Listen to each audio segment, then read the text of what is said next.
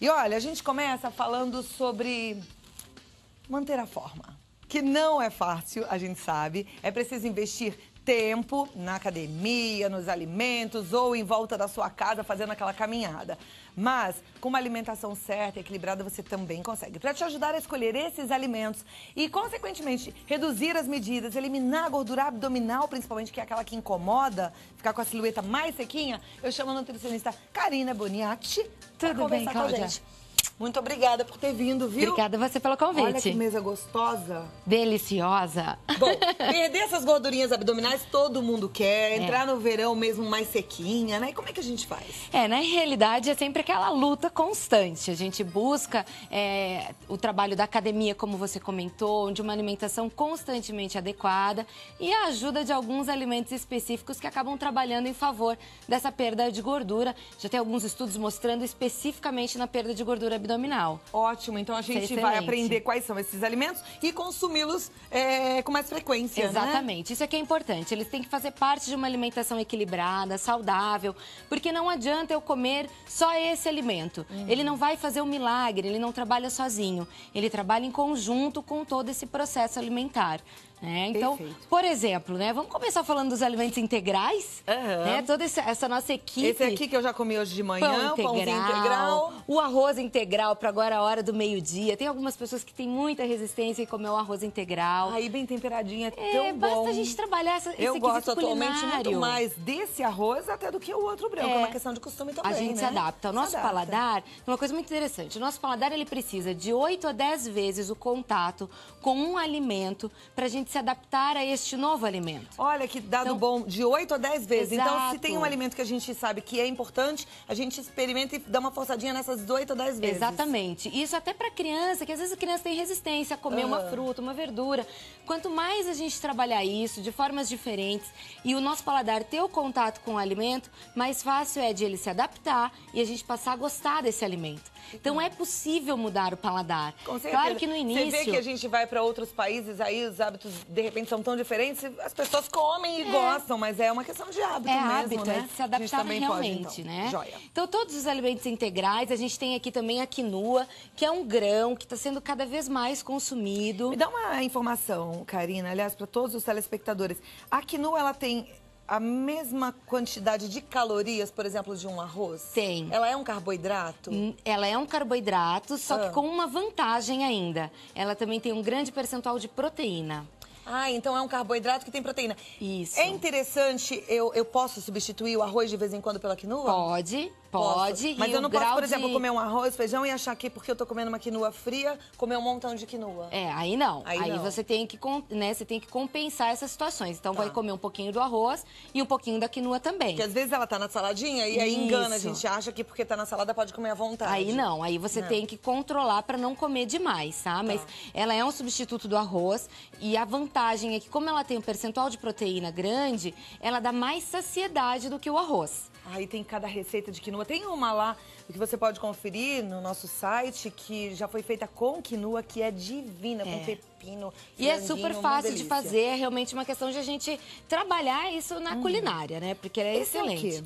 A aveia em flocos finos, que então a gente pode trabalhar aí no café da manhã, colocando, enriquecendo de fibras a nossa alimentação. O próprio amaranto em flocos, que é esse outro aqui. Amaranto em flocos? Isso, o amaranto ele é da mesma família da quinoa, aqui já na versão em flocos, mas o grão ele é muito similar à quinoa, só que é mais pequenininho. Também é riquíssimo em fibras, em cálcio, em ferro. E todos os alimentos que têm fibra, o que eles fazem? Eles retêm uma maior quantidade de glicose e de gordura no nosso intestino, então eu absorvo mais lentamente, principalmente a glicose. Quando eu tenho um alimento sem as fibras, vamos supor, o arroz branco, o pão branco, enfim, os alimentos, os carboidratos refinados em geral, eles liberam muita glicose para a nossa corrente sanguínea. Consequentemente, o meu corpo tem que produzir muita insulina. Esse excesso de produção de insulina faz com que eu armazene muita glicose e isso se transforma em gordura.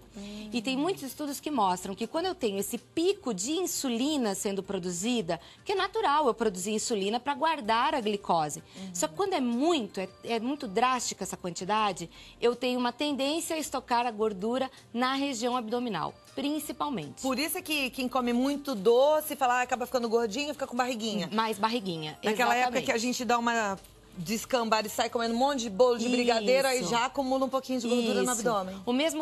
A mesma situação para as bebidas alcoólicas. O álcool, ele é uma quantidade de glicose bem intensa, vai entrar muito na corrente sanguínea, vai produzir muita glicose, insulina, desculpa, e isso vai ser estocado como gordura. Então é verdade que o álcool da barriga. É verdade. E qualquer um? Qualquer um. Não tem essa história de que só cerveja da barriga? Qualquer álcool faz isso, tá? Bom Mesmo os aprender. destilados. Agora, aqui. Batata Yacon, ela é um tubérculo originário dos Andes. A batata Yacon tem outro nome em outras cidades, estados, você sabe? Não sei, eu não sei te dizer. Ela tem Mas acredito que seja da mesma forma. Ela tem o sabor da batata ou da mandioquinha? Da pera. Ela lembra uma pera. Acho que eu nunca comi. E pode ser consumida crua. Não precisa cozinhar. Sério? Sério. Na realidade, ela trabalha como uma fruta. Só que é chamada de batata Yacon. Algumas pessoas conhecem, Tem talvez... Tem que descascar pra comer. Descasca. Pega uma faca pra mim, meninas, por favor. Eu Descasca e come um pedacinho. O sabor é muito similar à pera. É? E pode comer crua. É doce, então? Ela tem um residual doce na boca. Mas qual que é a propriedade nutritiva dela? Ela tem um índice glicêmico bem baixinho. O que é isso? Ela libera glicose lentamente na corrente sanguínea. E para aquelas pessoas que, por exemplo, têm o diabetes, ela tem uma substância que trabalha como se fosse a insulina. Trabalha similar à insulina. Então, controla melhor a glicemia, a glicose que está lá na minha corrente sanguínea, sem fazer o meu corpo produzir a insulina. Mas é um carboidrato como a batata? É um carboidrato como a batata, mas que é melhor porque vai absorver menos glicose do que quando eu como uma batata. Tem muitas calorias? Mesma coisa, em questão de caloria. Mas, por exemplo, tem a você falou que ela mesma tem um coisa. gostinho de pera. Ela Isso. tem a mesma caloria que uma fruta mesmo ou não? De uma fruta, exatamente. Ah, é? E ela tem similar bastante à fruta. fibra? Tem muita fibra, que é isso que faz com que ela tenha até mesmo na o índice aparência dela, glicêmico essa baixo. faca aqui pra descascar essa Ela tá um pouquinho sem fio, né? Mas tudo bem. Mas ela é excelente para, por exemplo, colocar em sucos. Né? Então a pessoa pode consumir E quanto dela? 2 rodelas por dia, tá? Então se a gente fosse quantificar, deixa eu pegar aqui para mostrar pro pessoal, uma quantidade que chegasse a essa espessura. Tantinho aqui. Um tantinho, isso. Não pode ser demais, tá? Porque como ela tem essa propriedade de baixar a glicemia, de controlar a glicemia, você pode ter uma hipoglicemia se exagerar. Então, olha, mais uma vez, sem excessos. Parece pera mesmo. Você jura que é uma a pera. textura daquela pera dura. Isso. Gostei. Então você pode colocar isso todos os dias no café da manhã. Não pode comer uma inteira igual uma pera. Não, só um pedacinho. Então não pode exagerar na quantidade. Que legal, não conhecia. Batata Yacon. Yacon. Isso. Joia. Tá? Agora aqui, a gente tem a pimenta. Aqui a gente tem o grupo dos termogênicos. Eles aumentam o nosso metabolismo, favorecendo a queima de gordura. Então a gente tem o gengibre, a pimenta vermelha e a canela. Cada um deles tem algumas particularidades até bem interessantes. O gengibre, a substância que faz essa ficar com o metabolismo mais alto, é o gingerol. E ele também é um excelente antioxidante. Então, além de você trabalhar a queima de gordura, você melhora, por exemplo, a pele. Você vai ter uma pele mais bonita. A capsaicina, que é o que a gente encontra na pimenta vermelha, ela tem a capacidade de aumentar até 10% o nosso gasto calórico. Isso não quer dizer que eu comendo 1 quilo de pimenta eu vou queimar 100%, tá? Não precisa. Na realidade, isso tem que fazer parte da nossa alimentação. Então, por exemplo, na hora do almoço, você colocar um pouquinho de pimenta em uma das preparações, isso já está favorecendo o seu metabolismo. E a canela, a gente tem também uma substância nela, que é o cromo, que ajuda a gente a ter um apetite mais controlado. Então, aquela pessoa que tem muita dificuldade, que tem muita gula, digamos assim, pode usar canela, mesmo em pó, sendo acrescida em frutas, que já vai regular melhor esse apetite. Olha, também perfeita a dica. Tô adorando tudo, viu, Camila? Uma delícia, que bom que né? você tá aqui. Esse aqui é o quê? Esse é o óleo de coco, que é tão falado hoje em dia, né, como um poderoso emagrecedor. Na realidade, ele ajuda, ele fazendo parte da alimentação equilibrada, ele vai colaborar, porque ele também é um termogênico. Então, assim, uma quantidade de 1 a 2 colheres de sopa ao dia é suficiente. Eu não posso esquecer que é gordura e tem a mesma caloria de qualquer gordura. Então, por isso eu não posso comer demais. Eu tenho que controlar essa quantidade. Agora, ele funciona frio ou quente? Tanto faz. Então, eu posso usá-lo na comida? Pode preparar usar na um comida. alimento? Exatamente, não tem problema, tá?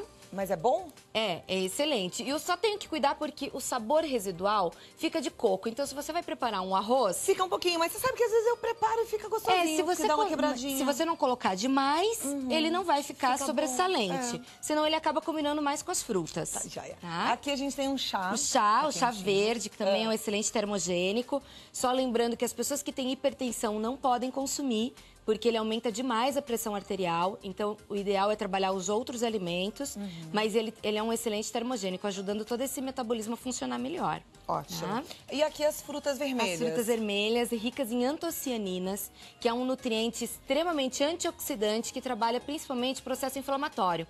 Quando eu tenho gordura demais no meu corpo, eu tenho um processo inflamatório instalado. E então as antocianinas, elas vão ajudar exatamente reduzindo esse teor de inflamação, favorecendo o emagrecimento. Ótimo. Tá? Gosto de tudo isso, tá fácil pra mim. Agora é o brócolis. Os verdes em geral, a gente tem principalmente nos verdes escuros, glicosinolatos, que é uma substância que ajuda a eliminar toxinas do meu organismo.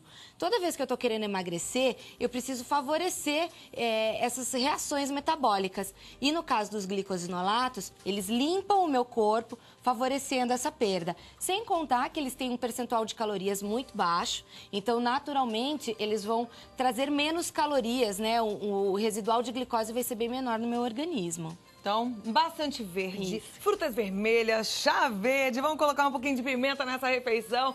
Fazer aí o uso do óleo de coco. Tá fácil, hein? E aqui a batata Yacon, que eu já fiquei fã, gostei. É uma maravilha. É deliciosa mesmo.